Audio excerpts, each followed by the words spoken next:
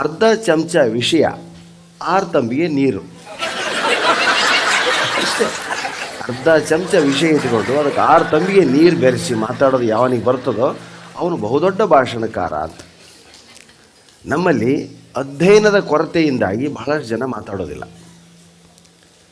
ಈಗ ವಾಟರ್ ಟ್ಯಾಂಕಲ್ಲಿ ನೀರಿದ್ದರೆ ನಲ್ಲಿಲಿ ನೀರು ಬರ್ತದೆ. ತಲೆ ವಾಟರ್ ಟ್ಯಾಂಕ್ ಇದೆ, ಬಾಯಿ ನಲ್ಲಿ. ಇಲ್ಲಿ ಏನೂ ಇಲ್ಲಾಂದರೆ ಬರೀ ಬುಸ್ ಅಂತ ಶಬ್ದ ಬರ್ತದೆ. ನಮ್ಮ ರಾಜಕಾರಣಿಗಳು ಮಾತಾಡೋದು ನೀವು ಕೇಳಿರ್ತೀರಿ, ಅದನ್ನೇ ಅಂತಿರ್ತಾರೆ.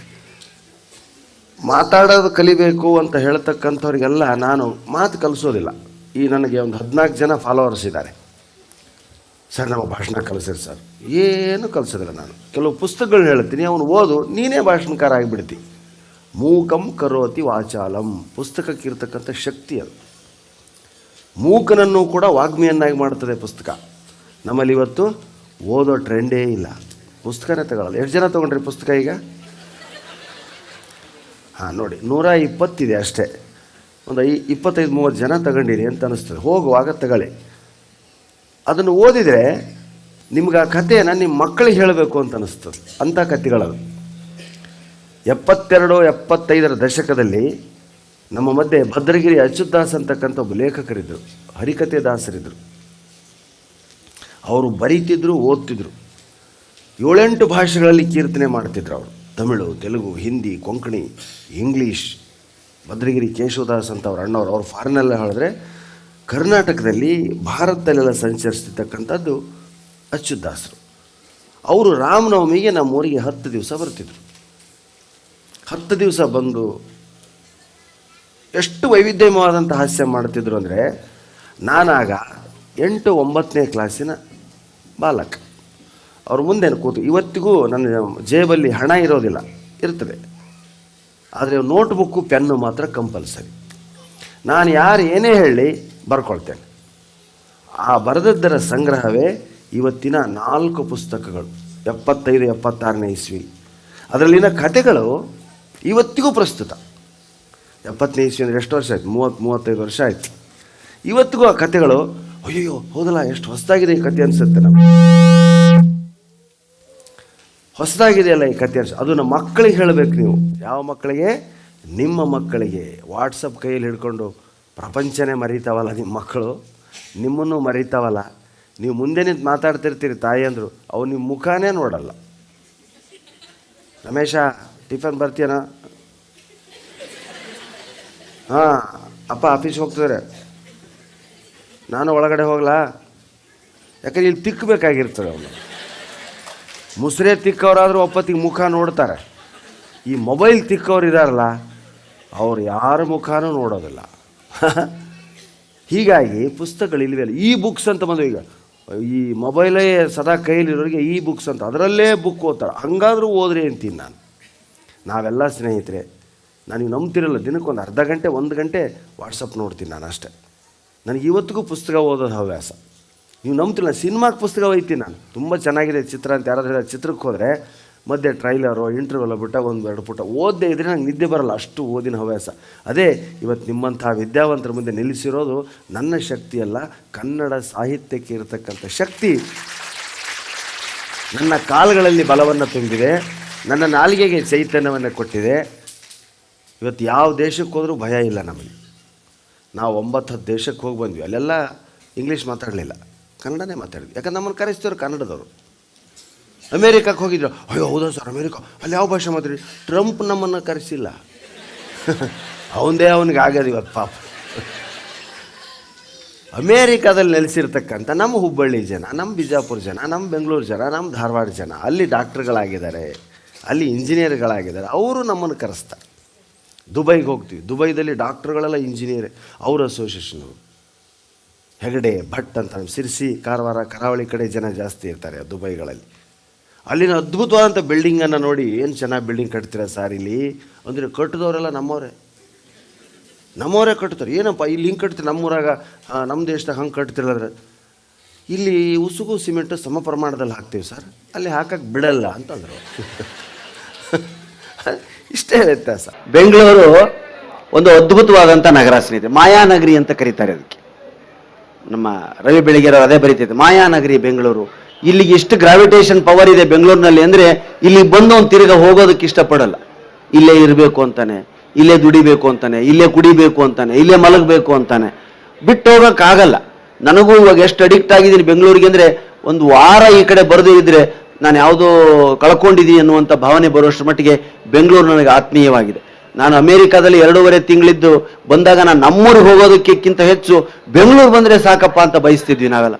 ಬೆಂಗಳೂರು ಏರ್ಪೋರ್ಟ್ನಲ್ಲಿ ಲ್ಯಾಂಡ್ ಆದಾಗ ಎಲ್ಲ ಜನ ತಿಳಿದಂತೆ ಚಪ್ಪಾಳೆ ಹೊಡಿತಾರೆ. ಇವತ್ತಿಗೂ ನೀವು ಅದನ್ನು ನೋಡ್ಬೋದು ಏರ್ಪೋರ್ಟ್ಗಳಲ್ಲಿ ಅಥವಾ ವಿಮಾನದಲ್ಲಿ ಕೂತೋರಿದ್ರೆ ಅನುಭವ ಇರ್ತದೆ.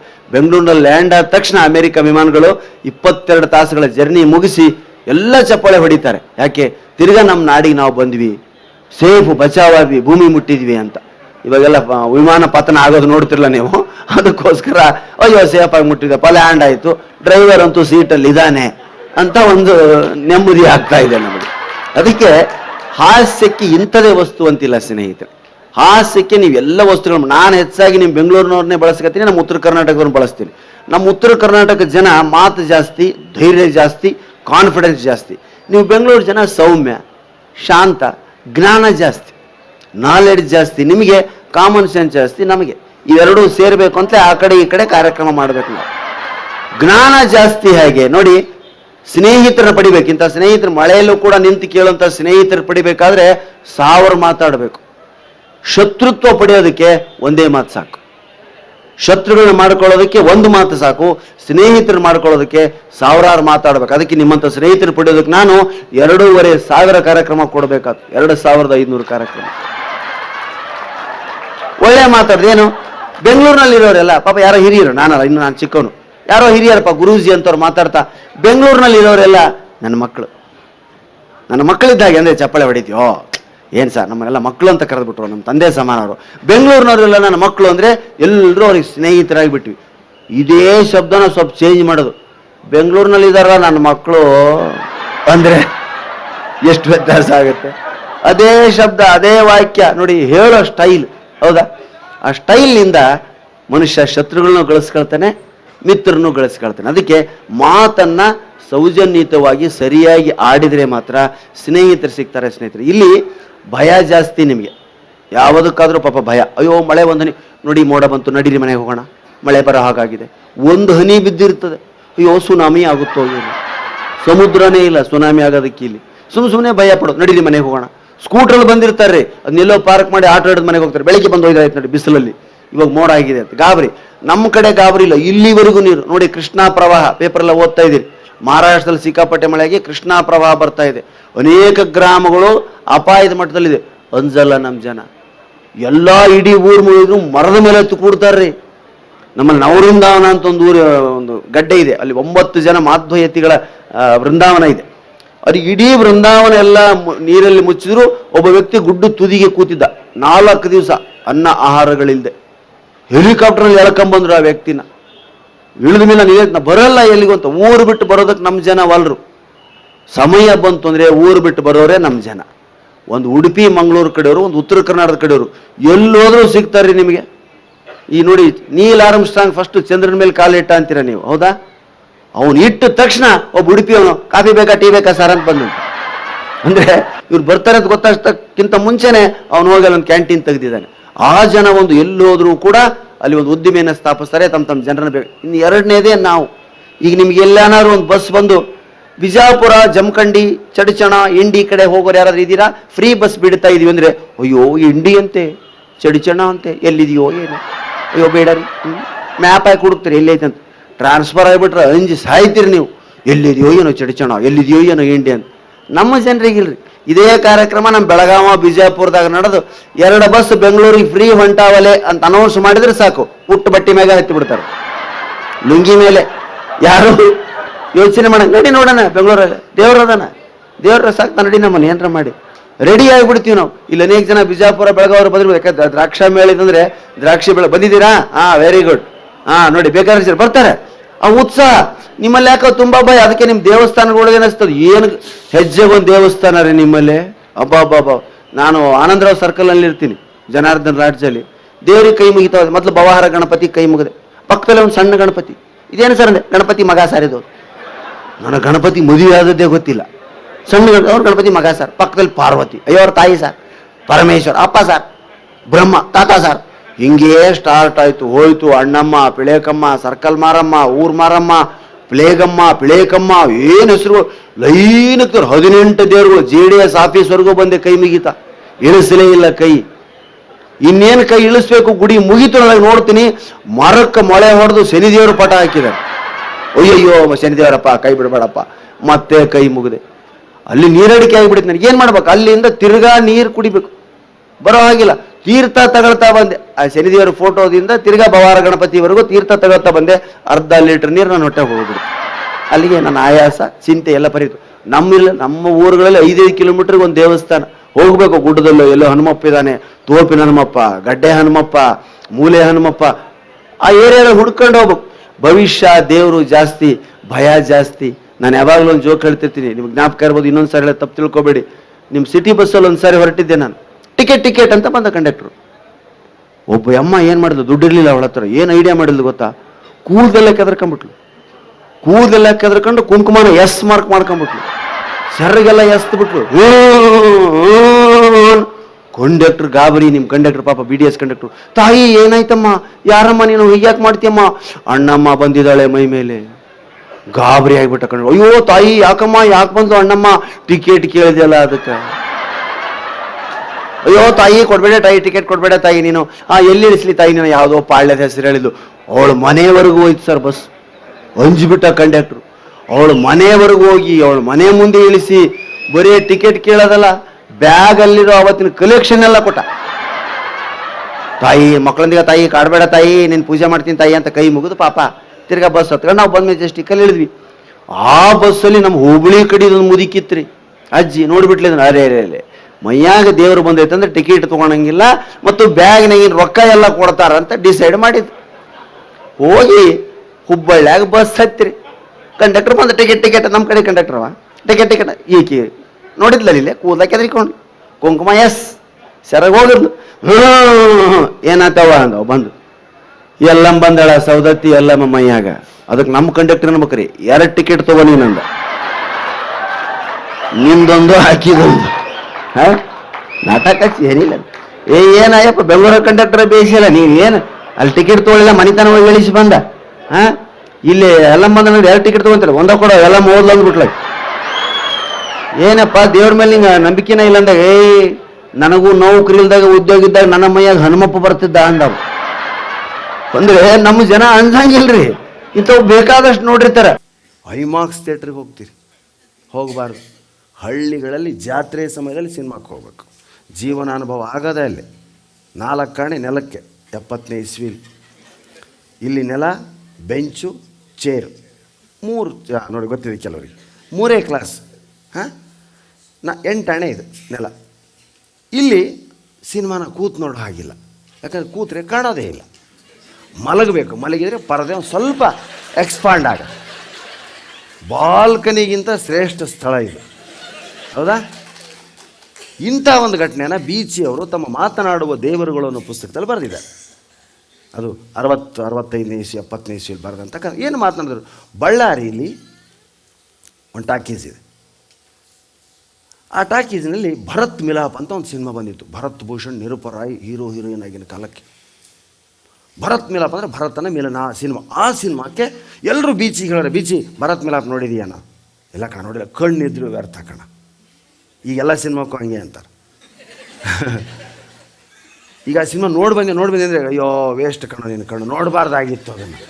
ಈ ಅರ್ಥದಲ್ಲಿ ಇದನ್ನು ಬಳಸ್ತಾರೆ. ಯಾಕಂದ್ರೆ ನಮ್ಮ ಚಿತ್ರ ಸಾಹಿತಿಗಳು ಇಲ್ಲೇ ಇದ್ದಾರೆ, ಕಾಸರಗೋಡವರು. ಈಗಿನ ಚಿತ್ರಗಳು ಹೇಗಿರುತ್ತೆ ಅಂತ ನಾನು ಹೇಳೋದಿಲ್ಲ, ಹೌದಾ? ಕೆಲವು ಸಿನಿಮಾಕ್ಕೆ ಹೋಗಿದ್ವಿ, ನಮಗೇನೂ ತಿಳಿಯಿಲ್ಲ, ಹೊರಗಡೆ ಬಂದು ನಿಂತಿದ್ವಿ ನಾವು. ಯಾಕೆ? ಮುಗಿಯೋದನ್ನು ಕಾಯ್ತಾ. ಆ ಭರತ್ ಮಿಲಾಪ್ ನೋಡಿಲ್ವೇನೋ? ನೋಡ್ಬೇಕು, ಕಣ್ಣಿದ್ದವ್ರು ನೋಡ್ಬೇಕು ಕಣ್ಣು, ಅದನ್ನು ಕಣ್ಣು ಹೋಗ್ಬಿಡುತ್ತೆ. ಸಾಕಾಯಿತು. 50ನೇ ದಿವಸ ಲಾಸ್ಟ್ ಬಳ್ಳಾರಿ ರಾಯಲ್ ಟಾಕೀಸಲ್ಲಿ ಬಂದಿತ್ತು ಆ ಸಿನಿಮಾ. ಬಳ್ಳಾರಿ ಇದ್ದೀರಾ ಯಾರಾದರೂ? ರಾಯಲ್ ಟಾಕೀಸಲ್ಲಿ ಭರತ್ ಮಿಲಾಪ್, ಭರತ್ ಭೂಷಣ್, ನಿರೂಪರ ಹೀರೋ ಹೀರೋಯಿನ್ ಕಾಲ. ತಲೆ ಕೆಟ್ಟುಬಿಡ್ತು ಬೀಚಿಯವರಿಗೆ. ಜನರು ಕಿರಿಕಿರಿಗೆ ಆಗ್ಯಾದ್ರೆ ನಾನು ಸಿನಿಮಾಕ್ಕೆ ಹೋಗ್ಬೇಕು ಅಂತ ಡಿಸೈಡ್ ಮಾಡಿ 4 ಜನ ಗೆಳೆಯರು ರೆಡಿ ಮಾಡ್ಕೊಂಡು 50ನೇ ದಿವಸ ಲಾಸ್ಟ್ ಅವತ್ತು ಹೋಗೋಕ್ಕೆ ಏನೂ ಇಲ್ಲ. ಸೆಕೆಂಡ್ ಶೋಕ್ಕೆ ಹೋದರು. ಟಾಂಗ ದೂರ ಇದೆ, ಲಾಸ್ಟ್ ಡೇ, ಇವತ್ತು ಕಳ್ಕೊಂಡ್ರೆ ಆಯಿತು, ನಡಿ ಟಾಂಗ ಬುಕ್ ಮಾಡಿ. ಟಾಂಗ ಜಟ್ಕಾ ಸಾಬಿ ಅವನು, ಕ್ಯಾ ಸಾಬ್ ಕಿದರ್ ಜಾನ रॉयल टॉकीज क्या साहब भरत मिलाप देखने आया क्या, देखने के लिए क्या ಅಂತ ಕೇಳಿದ್ರು. ಹಾಂ ಹೌ ಅಚ್ಚಾ है क्या पिक्चर, ಏ ಬಹುತ್ ಅಚ್ಚಾ है ಚಲೋ ಸಾಬ್. 4 ಮಂದಿ ಆ ಟಾಂಗದಲ್ಲಿ ಕೂತ್ಕೊಂಡ್ರು. ರಾಯಲ್ ಟಾಕೀಸಿಗೆ ಬಂದಿಳಿದ್ರು. ಟಿಕೆಟ್ ಕೌಂಟ್ರಲ್ಲಿ ಕೈ ಇಡ್ತಾರೆ, ಟಿಕೆಟ್ ಕ್ಲೋಸ್. 50ನೇ ದಿವಸ ಲಾಸ್ಟ್ ಡೇ. ಮತ್ತೆ ನೋಡಿದವರೆಲ್ಲ ಬಂದಿದ್ದಾರೆ ಅದಕ್ಕೆ. ಆಗ ಪೌರಾಣಿಕ ಸಿನಿಮಾಗಳು ನೋಡ್ತಿದ್ರು. ನೋಡಿದವರೆಲ್ಲ ಬಂದರೆ ಫುಲ್ ರಶ್. ಕೈ ಹಾಕಿರು. ಕಡೆಗೆ ಅವನು ಹೇಳಿದ, ಏ ಲಾಸ್ಟ್ ಡೇ ಬಾ, ಬೀಚ್ ಅವ್ರು ಬಂದಿದ್ದಾರೆ ಕಣೋ, ಅದು ಒಳ್ಳೆ ಲೇಖಕರು, ಅವ್ರು ನೋಡ್ಬೇಕಂತ ಸಿನಿಮಾ. ಸಾರಿ ಸರ್ 5 ಟಿಕೆಟ್ ಇದೆ ಸರ್, 5 ತಗೋತೀರ, ನಾವಿರೋರು 3 ಜನ ಕಣೋ, 5 ಟಿಕೆಟು. ಇನ್ನೊಬ್ರು ಯಾರೋ ಗೆಳೆಯ ಬರ್ತೀಯ ನಾನು 4, 5 ಆದರೆ ನಾನು ಕ್ಲೋಸ್ ಮಾಡ್ತೀನಿ ಟಿಕೆಟ್, 5 ಕೊಡ್ತೀನಿ, ಇಲ್ಲ ಅಂದ್ರೆ ಇಲ್ಲ. ಇನ್ನೊಬ್ರು ಯಾರೋ 4 ಜನ ಹೊಂದಿಸಿದ್ದೆ ಕಷ್ಟ ನಾವು. ಜಟ್ಕಾ ಸಾಬಿ ಅಂದ, ಲೇಲ ಸಾಬ್ ಮೈಬಿ ಆತು, ನಿನ್ನ ಜಟ್ಕಾ ಇಲ್ಲಿ ಕಟ್ತೀನಿ ಸರ್. 6ನೇ ಸಾರಿಗೆ ಬಂದ ಜಟ್ಕಾ ಸಾಬಿ ಆ ಸಿನಿಮಾಕ್ಕೆ. ಜಟ್ಕಾ ಅಲ್ಲಿ ಕಟ್ತಾ, ಕುದುರೆ ಕಟ್ತಾ, ಅವನೇ ಗೈಡ್ 3rd ಕ್ಲಾಸಿಗೆ. ಹಾಂ, ಟಿಕೆಟ್ ತಗೊಂಡ್ರು. 5 ಟಿಕೆಟ್ ತಗೊಂಡು ಜಟ್ಕಾ ಸಾಬಿನೂ ಕರ್ಕೊಂಡು ಒಳಗಡೆ ಬಂದರು. ನೋಡ್ತಾರೆ ನೆಲ, ಚೇರಲೆಲ್ಲ ಹಿಂದ್ಗಡೆ ಜನ. ಅವನೇ ಗೈಡು ಜಟ್ಕಾ ಸಾಬಿ. ಬನ್ನಿ ಸರ್, ಈಗ ಫೋಕಸ್ ಹಿಂಗೆ ಬಿದ್ದಿರುತ್ತೆ, ಅವಾಗೆಲ್ಲ ಪ್ರೊಜೆಕ್ಟರ್ ಪಿಕ್ಚರ್ ಅಲ್ಲ, ಮುಂದ್ಗಡೆ ಇರೋರು ಬಗ್ಗಿ ಬರಬೇಕು, ಇಲ್ಲಾಂದರೆ ಸ್ಕ್ರೀನ್ ಮೇಲೆ ಇವನು ಕಾಣ್ತಾನೆ. ಹಿಂದ್ಗಡೆ ರೇ ಬಗ ಬಗ ಬಗ ಅಂತ ಬೈತಾರೆ. ಅದ ಬಂದು ಕೂತ್ಕೊಂಡ್ರೆ ಬೀಚಿಯವರು, ಏನು ಕಾಣ್ತಾನಿಲ್ಲ, ಇಲ್ಲೇ ಪರದೆ. ಆವಾಗ ಹೇಳ್ತಾನೆ ಯಾರೋ ಜಟ್ಕಾ ಸಾಬಿ, 3rd क्लास में पिक्चर बैठे तो नहीं दिखता साहब, लेट जाओ साहब, ಮಲ್ಕಳಿ ಸರ್, 3rd ಕ್ಲಾಸಲ್ಲಿ ಕೂತ್ರೆ ಕಾಣಲ್ಲ ಸಿನಿಮಾ. ಓ ಮೈ ಗಾಡ್ ಅಂತ ಬೀಚಿ ಮಲಗಿದ್ರು. ಯಾರ್ದೋ ಕಾಲು ಬೀಚಿಯವ್ರ ತಲೆಗೆ, ಅದು ಯಾರ್ದು ಅಂತ ಗೊತ್ತಿಲ್ಲ. ಅವನು ಏನು ಮಾಡಿದ ಗೊತ್ತಾ, ಹೀಗೆ ಇಟ್ಕೊಂಡು ಮಲಗಿದ್ದ, ಇವ್ರ ತಲೆ ತಾಕಿದ ತಕ್ಷಣ ಅದನ್ನು ಹೀಗೆ ಮಾಡಿದ, ಮಧ್ಯೆ ತಲೆ ಇಡಿ ಸಾರ್ ಅಂತ. ಹಾಂ ನೋಡಿ, ಎಂಥ ಕೋಆರ್ಡಿನೇಷನ್ನು, ಕೋಆಪ್ರೇಷನ್ 3rd ಕ್ಲಾಸ್ಗಳಲ್ಲಿ, 1st ಕ್ಲಾಸ್ಗಳಲ್ಲಿ ಇಲ್ಲ. ಹೀಗಿಟ್ಟ, ಇವರು ಮಲಕ್ಕೊಂಡ್ರು. ಇವರಾದ್ಮೇಲೆ ಇನ್ನೊಬ್ಬ ಬಂದು ಅವನು ಕೇಳಲಿಲ್ಲ, ಬೀಚವ್ರ ಕಾಲನ ಅವನೇ ಕತ್ರಿ ಮಾಡಿ ಅವನೇ ತಲೆ ಇಟ್ಕೊಂಡು. ಹಾಂ, ನಡೆದ ಘಟನೆ ಇದು. ಗಾಬರಿ ಆಗ್ಬಿಟ್ರು ಬೀಚವ್ರು. ಏನಪ್ಪ ಇದು, ಪಕ್ಕದಲ್ಲೆಲ್ಲ ಯಾರ್ಯಾರೋ ಕೂಲಿಗಳು, ಕಾರ್ಮಿಕರು ಏನೇನೋ ಭಾಷೆ ಮಾತಾಡ್ತಾರೆ. ಯಾವನೊಬ್ಬ ಬೀಚವ್ರು ತೊಡೆ ತುರ್ಸೋದಕ್ಕೆ ಶುರು ಮಾಡಿಬಿಟ್ಟ. ಬೀಚರೇ ಯಾರಾದ್ರು, ನಿಮ್ದ ಸರ್ ಕಾಲು, ನಂದು ಅನ್ಕಂಡೆ. ಅಂದರೆ ಅರ್ಥ ಏನೋ, ಅಷ್ಟು ತಿಕ್ಲಿ ಅಕಾಮಿಡೇಟೆಡ್ ಅಂತ ಅವರು. ಬೀಚವ್ರು ಗಾಬರಿ ಆಗ್ಬಿಟ್ರು. ಹೇಗಪ್ಪ ಈ ಸಿನಿಮಾ ಮುಗಿಯೋರಿಗೂ ಕಾಯೋದು. ಗೋಡೆ ಮೇಲೆ ಬರೆದಿರ್ತಾರವಾಗ, ಬೀಡಿ ಚುಟ್ಟ ವಗೈರ ಸೇದಬಾರದು, ಗೊತ್ತಾ ನಿಮಗೆ? ಬರೀತಿದ್ರು ಅವಾಗೆಲ್ಲ, ಬೀಡಿ ಚುಟ್ಟ ವಗೈರ. ಇವರಂದರು ಪಕ್ಕದಲ್ಲಿ ಮಲಗಿರೋರು, ಬೀಡಿ ಚುಟ್ಟ ನಾವು ಸೇದಿದ್ದೀವಿ, ಇದು ವಗೈರ ಏನು ಸೇದೇ ಇಲ್ವಲ್ಲ ನಾವು. ಅವ್ರಿಗೆ ಹೊಸದು ಯಾವುದೋ ಪ್ರಾಡಕ್ಟ್ ಬಂದಿತ್ತು. ವಗೈರ ಅಂದರೆ ಇತ್ಯಾದಿ ಇತ್ಯಾದಿ ಎಕ್ಸೆಟ್ರಾ ಅಂದಂಗೆ. ಅದಕ್ಕೆ ಅವನು ಬರದ, ವಗೈರ ಅಂದರೆ ಬೀಡಿ ಚುಟ್ಟ ವಗೈರ ಸೇದಬಾರ್ದು. ಬೀಡಿ ಚುಟ್ಟ ಗಂಡ ಹೆಂಡ್ತಿ ಕಣೋ, ಅವಳ ಮಗಳೇ ವಗೈರ. ವಗೈರ ಅವಳು ಹೆಣ್ಣು ಅಂತ ಹೇಗೆ ಹೇಳ್ತೀಯ? ರಾಕಾರ ಅಂತ ಸ್ತ್ರೀಲಿಂಗ. 3rd ಕ್ಲಾಸ್ ಬಡ್ಡಿ ಮಕ್ಕಳು ವ್ಯಾಕರಣ ಓದ್ಕೊಂಡವ್ರೆ, ಲೆಕ್ಕ ಹಾಕ್ರಿ ನೀವು. ರಾಕಾರ ಅಂತ ಸ್ತ್ರೀಲಿಂಗ ಅಂದದ್ರಲ್ಲೊಬ್ಬ. ಬೀಚಿ ಗಾಬರಿ ಆದರು, ಎದ್ದು ಕೂಡಲಿಲ್ಲ ಅವರು, ಸುಮ್ಮನೆ ಮಾತು ಕೇಳ್ತಿದ್ರು. ಬಡ್ಡಿ ಮಕ್ಕಳ 8 ಆಣೆ ನೆಲಕ್ಕೆ ಬಂದವ್ರೆ. ರಾಕಾರ ಅಂತ ಸ್ತ್ರೀಲಿಂಗ ಅಂತ ಹೇಗೆ? ರಾಧಾ, ಕಮಲಾ, ರಮಾ ಅಂತ ಬಂದವೆಲ್ಲ ಸ್ತ್ರೀಲಿಂಗ ಆಗ್ತದೆ. ಧನ್ಯ ಧನ್ಯ ಅಂದ್ಕೊಂಡ್ರಿ ಬೀಚಿ. ಹಾಂ, ನಾನು ಬಾಲ್ಕನಿಗೆ ಹೋಗಿದ್ರೆ ಯಾವನೂ ಮಾತಾಡಿಸ್ತಿರ್ಲಿಲ್ಲ ನಾನು. ಹಾಂ, ನೀವು ಐಮ್ಯಾಕ್ಸ್ ಥಿಯೇಟ್ರಲ್ಲಿ ಹೋಗ್ತೀರ, ಒಬ್ಬನಾದರೂ ನಿಮ್ಮನ್ನು ಮಾತಾಡಿಸ್ತಾನೆ, ಒಬ್ಬರಾದರೂ ಕಾಲು ತುಳಿತಾರ, ಒಬ್ಬರಾದರೂ ಇಲ್ಲಿ ಶರ್ಟ್ ಖಾಲಿ ಇದೆಯಾ ಸರ್ ಅಂತ ಕೇಳ್ತಾರೆ, ಒಬ್ಬರಾದರೂ ಕುರುಮ್ ಅಂತ ಏನಾದರೂ ತಿಂತಾರ, ಒಬ್ಬರಾದರೂ ಬೀಡಿ ಸೇರ್ತಾರ. ಹೇಗಿರುತ್ತೆ ಐಮ್ಯಾಕ್ಸ್ ಥಿಯೇಟ್ರ್ ಅಂದರೆ, ಸ್ಮಶಾನಕ್ಕೆ ಬಂದಿದ್ದೀನೇನೋ ನಾನು. ಒಳಗಡೆ ಕೂತ್ಬಿಟ್ರೆ ಯಾರೂ ಕಾಣಲ್ಲ, ನಾನು ಒಬ್ಬನೇ ಇದ್ದೀನಿ ಅನ್ನೋ ಥಿಯೇಟ್ರ್ನಲ್ಲಿ. ಯಾಕಂದರೆ ಯಾರ ತಲೆಗಳು ಕಾಣಲ್ಲ, ಹೀಗಿರುತ್ತೆ ಸೀಟಿಂಗ್. ತಣ್ಣಗೆ ಬೇರೆ, ನಾನೇನು ಹಿಮಾಲಯಕ್ಕೆ ಬಂದಿದ್ದೀನೋ, ಯಾರು ಇದು ನಿರ್ಜನ ಕಾಡಿಗೇನಾದರೂ ಬಂದಿದ್ದೀವಿ ಅನ್ನೋ ಭಾವನೆ ಐಮ್ಯಾಕ್ಸ್ ಥಿಯೇಟ್ರ್ಗಳಲ್ಲಿ. ಕುರುಮ್ ಶಬ್ದ ಇಲ್ಲ, ಮಾತಾಡಲ್ಲ. ಎಲ್ಲೋ ಅಲ್ಲಲ್ಲಿ ಇಬ್ಬರು ಕೂತಿರ್ತಾರೆ, ಯಾರು ನೋಡ್ತೀನಿ ಗೊತ್ತಾದ ತಕ್ಷಣ ಹಿಂಗೆ ಸರ್ಕೋತಾರೆ ಕೆಳಗಡೆ, ಕಾಣಬಾರ್ದು. ಮೇಲೆ ಲೈಟ್ ಇಲ್ಲ, ಮಧ್ಯೆ ಶೇಂಗಾ ಮಾರೋನು ಬರಲ್ಲ, ಸೋಡಾ ಮಾರೋನು ಬರಲ್ಲ. ಥೂ, ಅದು ಒಂದು ಬದುಕ ಅಂತಿದ್ರು. ಸಿನಿಮಾ ನೋಡಿದರೆ ಶರ್ಟ್ ಹರ್ಕೋಬೇಕಣ್ಣಯ್ಯ. ಟಿಕೆಟ್ ತೆಗೆಯುವಾಗ ಶರ್ಟ್ ಹರ್ಕತ್ತಿದ್ವಿ ನಾವು. ನಮ್ಮ ಗೆಳೆಯನಿಗೆ ಟಿಕೆಟ್ ತೆಗ್ಸಂಬಾರೋ 5 ಅಂದರೆ ಮೊದಲು ಅವನು ಅಂಗಿ ಬಿಚ್ಚಿ ನಮ್ಮ ಕೈಯಲ್ಲಿ ಕೊಡ್ತಿದ್ದ. ಯಾಕೆ? ಟಿಕೆಟ್ ತೆಗ್ಸಂಬರೋರಿಗೆ ಶರ್ಟ್ ಉಳಿಯಲ್ಲ ಅಂತ. ಹೇಗೆ ಹೋಗ್ತಿದ್ದ ಅವನು, ಮೇಲೆ ಬೀಳ್ತಿದ್ದ ಎಲ್ಲರಿಗೂ ಹಿಂಗೆ, ನಿಂತವ್ರ ತಲೆ ಮೇಲೆ. ಅವರೆಲ್ಲ ತಳ್ಳಿದ್ರು ಅಂದರೆ ಸುಮ್ಮನೆ ಬಂದು ನಿಂತು ಸ್ವಲ್ಪ ರಿಲ್ಯಾಕ್ಸ್ ಆಗಿ ಅವ್ರ ಕಾಲುಗಳ ಮಧ್ಯೆ ನುಸುಳ್ತಿದ್ದ. ಕೆಳಗಡೆಯಿಂದ ಹೋಗಿ ಆ ವಿಂಡೋದ ಹತ್ರನೇ ಹೇಳ್ತಿದ್ದ ಬಡ್ಡಿ ಮಗ, ಟಿಕೆಟ್ ತರ್ತಿದ್ದ. ಈಗಿದೆಯಾ ಸೌಭ್ಯ ಮಕ್ಕಳಿಗೆ? ಆನ್ಲೈನಲ್ಲಿ ಬುಕ್ ಮಾಡ್ತೀವಿ. F1 F2 F6 ಥಿಯೇಟ್ರ್ ಖಾಲಿ. ಬಡ್ಡಿ ಮಕ್ಕಳು ಸುಮ್ಮನೆ ಕೊಟ್ಟಿರ್ತಾರೆ. ಮೊನ್ನೆ ನಮ್ಗೊಂದು ಯಾವುದೋ ಸಿನಿಮಾ ಕೊಟ್ಟರು, F2 F1 MT ಹೋಗಿ ನೋಡ್ತೀವಿ. ನಾವೇ 4 ಜನ, ಬೇರೆ ಯಾರೂ ಇಲ್ಲ. ಸುಮ್ಮನೆ ಆನ್ಲೈನಲ್ಲಿ ಓ ಸೀಟ್ ಫುಲ್ ಅಮ್ಮ, ಅಯ್ಯೋ ಸಿಗಲ್ಲ, ಹತ್ತಿರ ಥಿಯೇಟ್ರ್ನಲ್ಲಿ ನೋಡಬೇಕು. ಹೋಗಿ ನೋಡ್ತೀವಿ ಸರ್. F1 ಮಾಮನಿ ಅಲ್ಲೇ. ನಾವು F1 ಎಲ್ಲಿದೆ, F2 ಎಲ್ಲಿದೆ ಅಂತ ಪಾಪ ಗೇಟ್ ಕೀಪರ್ ಕೇಳ್ತೀವಿ. ಅವ್ನು ಲೈಟ್ ಹಾಕಿದ ನೋಡ್ತೀವಿ, ಎಲ್ಲ ಖಾಲಿ. ಎಲ್ಲಾದರೂ ಮಲ್ಕಳ್ಳಿ ಸರ್, ಹೋಗಿ ಕೂತ್ಕೊಳ್ಳೋದಲ್ಲ, ಮಲ್ಕಳ್ಳಿ ಅಂತ ಹೇಳೋದು ಇಂಥ ಥಿಯೇಟ್ರ್ಗಳು. ಹಾಂ, ಆ ಬೀಚ್ ಅನ್ಕೊಂಡ್ರು. ಇಲ್ಲಿ ವ್ಯಾಕರಣ ಪಂಡಿತರಿದ್ದಾರೆ. ಅಮ್ಮ ಅದ್ಭುತ. ರಾಕಾರಾಂತರಸ್ತಿ ಸಿನಿಮಾ ಶುರುವಾಯಿತು ಸರ್. ರಾಮನನ್ನ ಕಾಡಿಗೆ ಕೈಕೇಯಿ ಕಳಿಸಿದಾಳೆ. ಭರತ ರಥದಲ್ಲಿ ಬಂದು ಹೇಳ್ದ. ಇಡೀ ಊರಲ್ಲಿ ಅವನ್ನ ಸ್ವಾಗತಿಸೋರು ಯಾರೂ ಇಲ್ಲ. ಯಾಕೆ? ಅವನ ತಾಯಿ ರಾಮನನ್ನ ಕಾಡಿಗೆ ಕಳಿಸಿದಾಳೆ.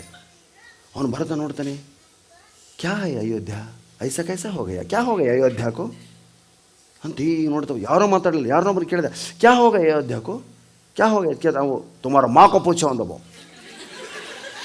ಬಗಲಲ್ಲೆಲ್ಲ ಕಮೆಂಟ್ರಿ ಹೇಳೋರು. ರಾಮ ನೇರವಾಗಿ ಕೈಕೇಯ ಅಂತಃಪುರಕ್ಕೆ ಹೋಗಿ, ಮಾ ಕ್ಯಾ ಹೋಗಯ್ಯ ಅಯೋಧ್ಯಕ್ಕೂ, ರಾಮ್ ಕಹಾ ಗಯ. ಆ ಕಾಲದಲ್ಲೂ ಕ್ಲೋಸಪ್ ಶಾಟ್ಸ್ ಇದ್ವು. ಒಂದೇ ಸಾರಿ ಹೇಳಿಬಿಟ್ರೆ ಅದ್ರ ಪಂಚ್ ಹೋಗುತ್ತೆ ಅಂತೇಳಿ, ಬೋಲ್ ಮಾ ರಾಮ್ ಕಹಾ ಗಯ ಅಂತ ಕೇಳಿದಾಗ ಬರೀ ಕೈಗಳಲ್ಲಿ ಆಡೋದು. ಡೆಡೆನ್ ಡೆಡೆನ್ ಡೆಡೆನ್ ಡೆಡೆನ್ ಡೆಡೆನ್ ಡೆಡೆನ್ ಡೆಡೆನ್ ಡೆಡೆನ್ ಡೆಡೆನ್ ಡೆಡೆನ್ ಬೋಲ್ ಮಾ ಕಹಾ ಗಯ ರಾಮ್. ಕೈ ಕಾಲುಗಳು ಕಂಪಿಸೋದು. ಡೆಡೆನ್ ಡೆಡೆನ್ ಡೆಡೆನ್ ಡೆಡೆನ್ ಡೆಡೆನ್ ಡೆಡೆನ್ ಡೆಡೆನ್ ಡೆಡೆನ್ ಬೋಲ್ ಮಾ ಕಹಾ ಗಯ ರಾಮ್. ಇಡೀ ಪರದೆ ತುಂಬ ಕೈ ತುಟಿಗಳು. ಡೆಡೆನ್ ಡೆಡೆನ್ ಡೆಡೆನ್ ಡೆಡೆನ್ ಡೆಡೆನ್ ಡೆಡೆನ್ ಬೋಲ್ ಮಾ ಕಹಾ ಗಯ ರಾಮ್. ಕೈ ಉತ್ತರ ಕೊಡಲಿಲ್ಲ. 3rd ಕ್ಲಾಸಲ್ಲಿ ಮಲಗಿದವನೊಬ್ಬ, ಬೋಲ್ಗೆ ಹಲ್ಕಾ ರಾಂಡ್ ಕಿದರ್ ಭೇಜ ರಾಮ್ ಕೋ ಬದರ್ಗ.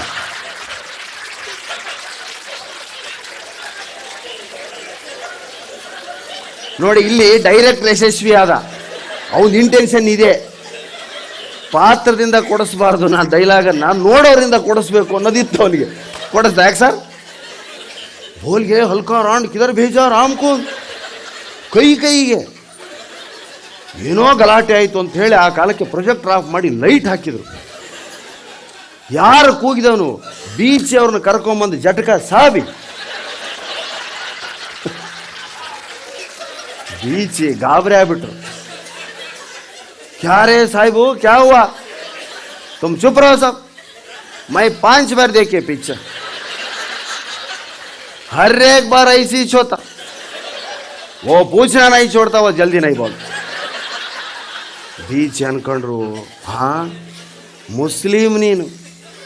ಹಾಂ, ಅಂಥವನು ಕೈಕೇಯ ಮೇಲೆ ರಾಮನನ್ನು ಕಾಡಿ ಕಳಿಸಿದ್ದಕ್ಕೆ ಎಷ್ಟು ಸಿಟ್ಟಾಗಿದ್ದಾನೆ. ಸ್ನೇಹಿತರೆ, ನಿಜವಾದ ಸರ್ವ ಮತಾನುವಾದ, ಹಾಂ, ಸರ್ವ ಭಾಷಾಭಿಮಾನ, ಎಲ್ಲ ದೇವರುಗಳ ಮೇಲೆ ಪ್ರೀತಿ ಕ್ಲಾಸ್ ಜನರುಗಳಲ್ಲಿ ಇರಲ್ಲ, ಸಾಮಾನ್ಯ ಜನರಲ್ಲಿ ಇರ್ತದೆ.